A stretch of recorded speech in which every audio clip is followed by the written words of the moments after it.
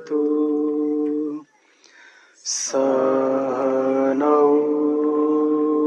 भुनक्तु सह वीर्यं करवावहै तेजस्विनावधीतमस्तु मा विद्विषावहै। ओम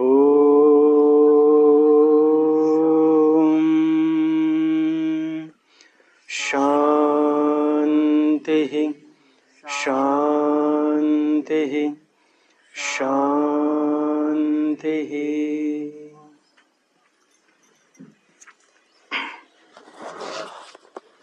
शिविर की प्रथम योगाभ्यास विधि से संबंधित प्रथम कक्षा में आप सभी का स्वागत है और सादर नमस्ते अभिवादन। हमारे पास योगाभ्यास से संबंधित जो भी जानकारी है, सूचनाएं हैं, वो उपलब्ध हैं और वर्तमान में परिस्थिति को देखकर ऐसा समझा जाना चाहिए कि जैसे एक बालक के हाथ में अमूल्य मोती आ गए हों, ऐसी स्थिति है। अब एक बालक उनका कैसा उपयोग करेगा, उसको फेंक भी सकता है और क्या कर सकता है, किसी के कहने से ही सदुपयोग संभव हो सकता है। स्वतः उसका सामर्थ्य नहीं होता कि वो उसका सदुपयोग कर ले। तो बालक बनकर यदि इस योगाभ्यास को सीखेंगे तो सीख पाएंगे एक बात, और स्वतः से सीखना चाहेंगे तो सीख नहीं पाएंगे, उल्टा अभिमान अवश्य आ जाएगा। ठीक है, तो उसके लिए जो शिक्षित हैं, जिन्होंने अभ्यास किया है, जिनका जीवन इसमें लगा हुआ है, उनका हमें एक मार्गदर्शन, एक सहयोग लेना होता है। आपकी बालक की स्थिति क्या हो सकती है, आप जिस स्तर के हैं आप उसको पहचानिए कि आप किस स्तर के योगाभ्यासी हैं। योगाभ्यास के शिविर आपने बहुत सारे अटेंड किए हैं, उनमें भाग लिया है और जानते भी हैं, और यदि बिठा दिया जाए तो सिखाने में भी आपकी सक्षमता हो सकती है। तो आपको योगाभ्यास सीखने से पहले आप किस स्तर पर हैं वो जानना अत्यंत आवश्यक है। इस शिविर की आत्मा क्या है? मौन है, और मौन का उद्देश्य है कि आपकी शक्ति अधिक से अधिक बचे और वह शक्ति बचकर जो इस शिविर के विषय हैं उनको समझने में लगे। अब जानना यह है कि आपकी शक्ति बिखरती कहाँ है और शक्ति का दुरुपयोग कहाँ होता है।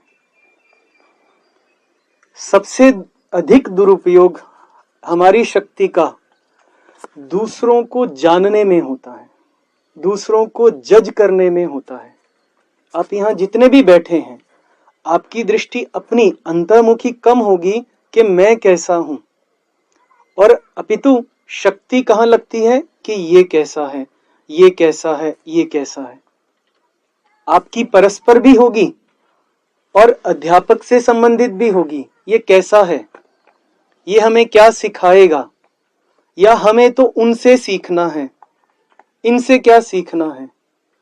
ये जो प्रतिक्रिया है दूसरे व्यक्ति को जज करने की, ये हमारी शक्ति का अधिकांश दुरुपयोग करती है। क्यों?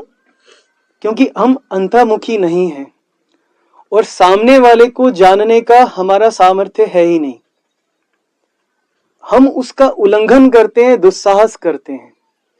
अपने आप को जानने का हमारा सामर्थ्य होता है, पर दूसरे को जानने का सामर्थ्य ही नहीं होता। दूसरे को जानने का यदि एक तो है वो स्वयं जान सकता है और दूसरा परमात्मा जान सकते हैं, दो ही व्यक्ति हैं जान सकते। तो इसी प्रक्रिया का हमें उपयोग करना है कि हमारी शक्ति क्या इस शिविर में रहते हुए कम से कम यहां से तो एक आपको आदत बनानी है, एक हैबिट बनानी है कि हमें शक्ति का उपयोग कैसे करना है। ठीक है, प्रतिक्रिया नहीं, रिएक्शन नहीं, किस चीज का, कि सामने वाला व्यक्ति मुझे कैसे देख रहा है और मुझे कैसे सोचना है, उसको कैसे जज करना है, इस शक्ति को सबसे प्रथम बचाना है। और दूसरा दुरुपयोग, दूसरा हमने किसी को देखा या कोई उल्टा व्यवहार देखा, चाहे संस्थागत हो चाहे किसी व्यक्ति विशेष का हो, अब उसके लिए जो प्रतिक्रिया होती है शरीर में, एक क्या कहें सिक्रीशंस होते हैं। जैसे एक उदाहरण, जैसे ही सूचना आई कि शिविर कल से प्रारंभ होगा, ठीक है, समझने वाले समझे होंगे, तुरंत आप लोगों के मन में एक रिएक्शन आया कि आज से कहा गया था, अभी से होना था। ये प्रतिक्रिया जो हुई ये एक हमारी एनर्जी का लॉस करती है। उससे जो हमारे शरीर में एक विषाक्त रसायन प्रक्रियाएं होती हैं वो हमारे शरीर की एनर्जी को नष्ट करते हैं। ये दूसरी एनर्जी का लॉस। ठीक है, तीसरी एनर्जी कि हमारी वृत्ति केवल बाहर के विषयों को जानने की बनती है। बाहर का रूप कैसा है, सुंदर दिखता है तो अच्छा दिखता है तो हमें लगता है कि हमें प्रसन्नता हो गई। खाने में रस अच्छे हैं, अच्छा खाना पीना मिल गया, रस अच्छा है तो बढ़िया है, नहीं तो फिर नुक्ताचीनी आदि कार्य रहेंगे। सुनना अच्छा नहीं लग रहा है, किसी का स्वर अच्छा नहीं लग रहा है, कोई गा रहा है, श्लोक भ्रमण आदि में गाया जाएगा तो वो अच्छा नहीं लग रहा है, या किसी की ध्वनि यहाँ ऊंची आपको सुनाई दी, वो अच्छा नहीं लग रहा, तो हम अंदर बाहर के विषयों से प्रभावित होते रहते हैं। ये बहिर्मुखी प्रवृत्ति। ठीक है, ऐसे ही स्पर्श है, ठंडा स्पर्श है, गर्म स्पर्श है, इससे भी हमारी प्रवृत्ति ऊंच नीच होती रहती है। ये तीन प्रवृत्तियां हैं जिनसे हमारी ऊर्जा नष्ट होती है, जिस कारण से हम अंतर्मुखी नहीं हो पाते हैं। इन तीन प्रवृत्तियों को विराम देना, यह इस शिविर की आत्मा है, इसी का नाम मौन है। यदि आप इन तीन प्रवृत्तियों को रोकते हैं, तीन एनर्जी को रोकते हैं, फिर आपकी एनर्जी का, ऊर्जा का संग्रह देखिए कैसा होगा। एनर्जी एक ही है, आपके पास जो है संग्रह वो एक ही है, एनर्जी सोर्स एक है, चाहे वो खाने के माध्यम से आता है, चाहे आध्यात्मिक ध्यान आदि के माध्यम से आता है। एनर्जी का सोर्स, एनर्जी का संग्रह एक ही है। आपको उसका उपयोग कहां करना है वो आपके विवेक पर है। कौन सी एनर्जी का निवेश करने पर, किस विषय में निवेश करने पर आपकी दीर्घकालिक उन्नति होनी है। इन्वेस्टमेंट वहां की जाती है जहां पर लॉन्ग टर्म बेनिफिट होते हैं। ये आपकी एनर्जी की इन्वेस्टमेंट है कि आप कहां कर रहे हैं। यदि ऐसी इन्वेस्टमेंट कर रहे हैं जो आपके वर्तमान का भी ह्रास कर रही है, वर्तमान के शारीरिक मानसिक ह्रास हो रहा है और व्यवहार भी बिगड़ रहा है, और आगे चलकर हमारे संस्कार और आगे पुनर्जन्म तक बिगड़ने वाली स्थितियां हैं, तो ऐसी इन्वेस्टमेंट, ऐसा निवेश का क्या लाभ। सर्वप्रथम आपको इन्हीं बाहरी तीन जो ऊर्जाओं का हम दुरुपयोग करते हैं उनसे बचना है। ये मौन की प्रथम सीढ़ी है और यही मौन इस शिविर की आत्मा है। इतना समझ में आ गया है आपको। इस विषय में या अन्य कक्षाओं में भी जो भी बताया जाएगा, जैसा नियम है, इस कक्षा में आप यदि कुछ अस्पष्टता रहे तो आप हाथ खड़ा करके केवल संकेत करिएगा। ठीक है, तो जैसे विषय होगा, जैसी स्थिति समय होगा तो फिर आपसे पूछा जाएगा। आपको कुछ कहना है? पीछे खड़े हैं। आपको कुछ कहना है? अच्छा,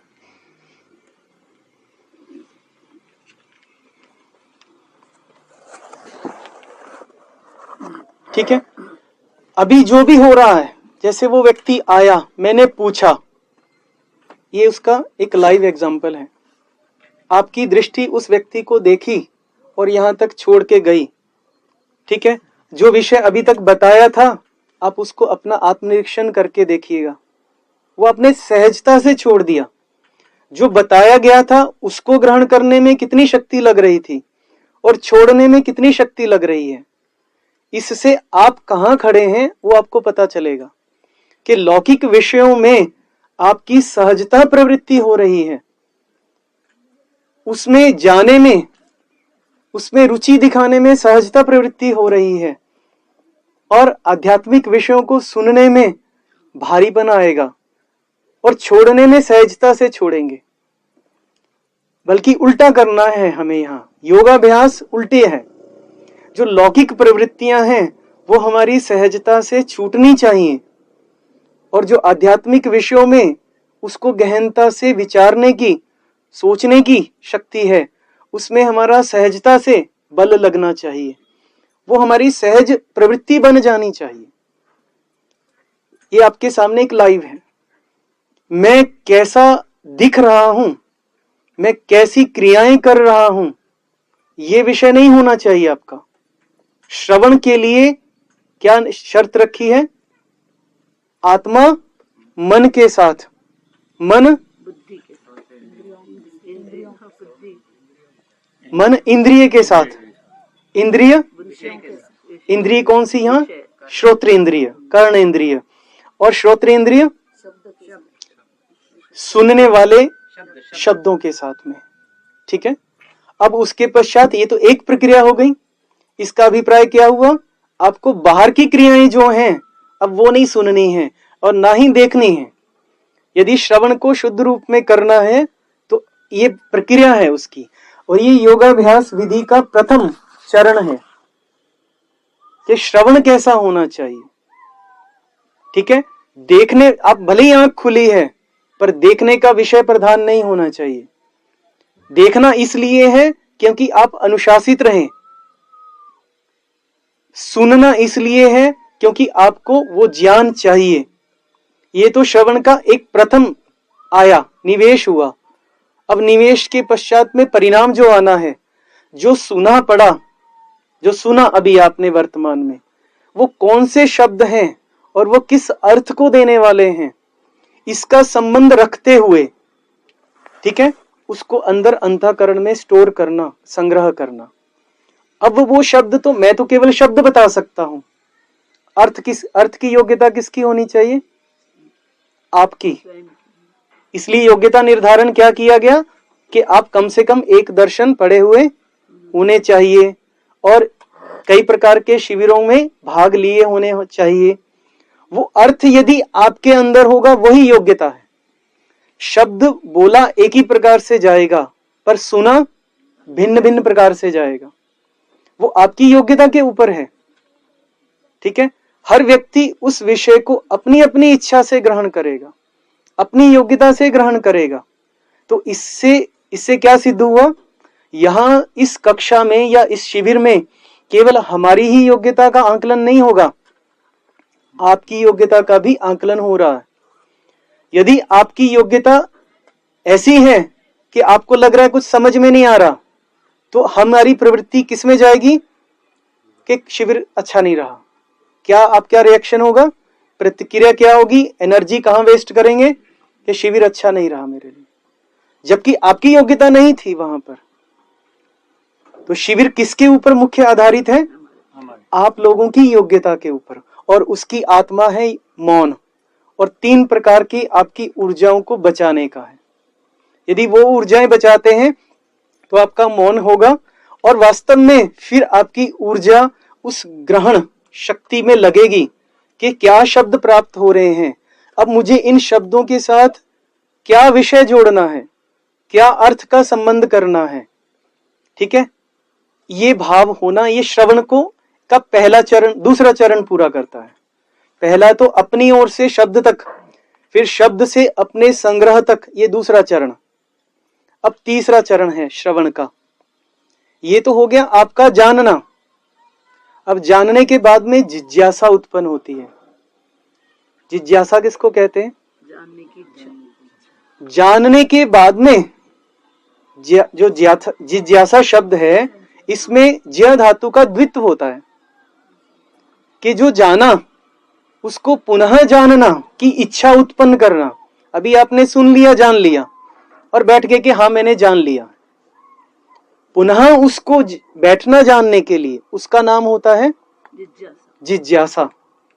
अब ये जिज्ञासा आपके मनन को, अगले वाले चरण को उत्पन्न करती है कि मुझे इसके लिए मनन करना पड़ेगा कि यदि मुझे जिज्ञासा चाहिए तो अगला स्टेप क्या है?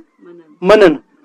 अब जो विषय ग्रहण हुआ उसको पुनः जानना कि ये मेरे से जाना गया या नहीं जाना गया। ठीक है, जाने हुए को पुनः जानना, ये क्या कहलाती है? जिज्ञासा।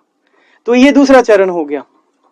श्रवण वाला पूरा होकर, ये श्रवण के पश्चात में जो जिज्ञासा उत्पन्न होनी है, जो मनन को सिद्ध करने वाली है, वो इसका दूसरा भाग हो गया, श्रवण का ही। अब आप देखिए कि इतने विषय में आपको इतने चरण समझ में आए या नहीं आए, और आपको अपनी योग्यता लग रही है कि आप इस प्रकार से अपनी शक्ति का वर्ण कर सकते हैं, संग्रह कर सकते हैं, ऐसी लग रही है योग्यता? ये विषय समझ में आया? ठीक है, कैसा लग रहा है? एक मिनट जी, कैसा लग रहा है कि आप ये कर पाएंगे? कर पाएंगे। ये अभी इतने सुनने की जो स्वीकृति दी है आपने, वो भी आपकी योग्यता पर है। यदि आपको ये चरण समझ में आए तो आप स्वीकृति दे पाएंगे, अन्यथा क्या लगेगा कि देखते हैं आगे, अभी पता नहीं मैं कर पाऊंगा, नहीं कर पाऊंगा या नहीं कर पाऊंगी, तो ये लगेगा।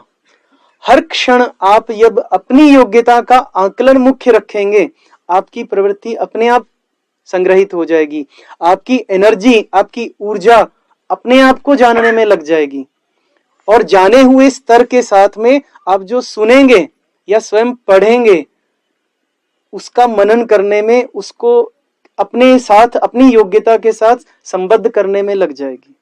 ये विषय ऐसा तक है जी। इस शक्ति का दुरुपयोग किस रूप में करते हैं, एक बार और पुनः बताएं। जी, एक भाग है इसका कि हम दूसरे वाले व्यक्ति पर ध्यान अधिक देते हैं, उसको जज अधिक करते हैं कि ये कैसा है।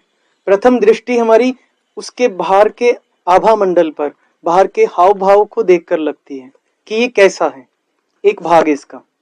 और अथवा किसी को हमने पहले से जाना हुआ होता है किसी रूप में, ठीक है, उसके आधार पर जज करते हैं। हर व्यक्ति यहाँ पर परिवर्तन के साथ जीता है, हम भी स्वयं परिवर्तन के साथ जीते हैं।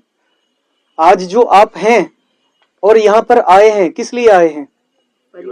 परिवर्तन के लिए आए हैं।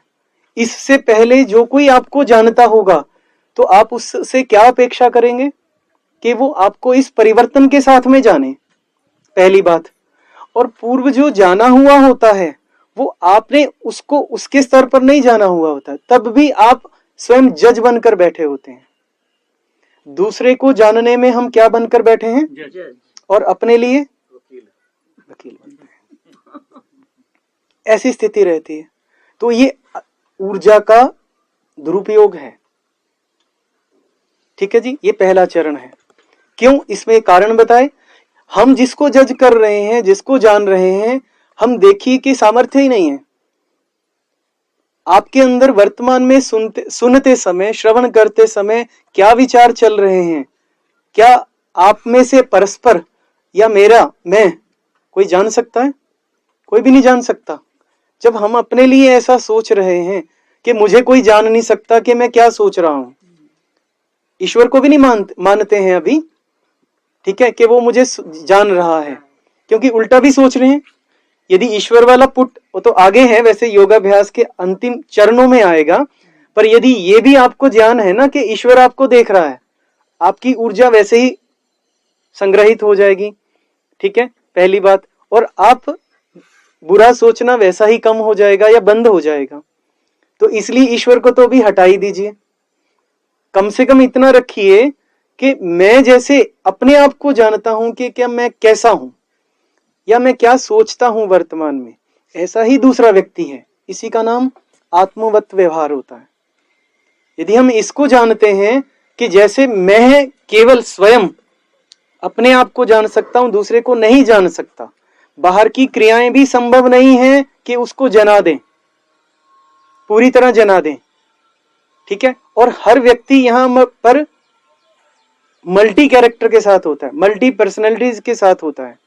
जब आप काम कर रहे होंगे तो आपके अंदर रजोगुण की प्रवृत्ति होगी, तो आपको लगेगा कि ये तो काम करने वाला है, ये कुछ साधक तो नहीं होगा।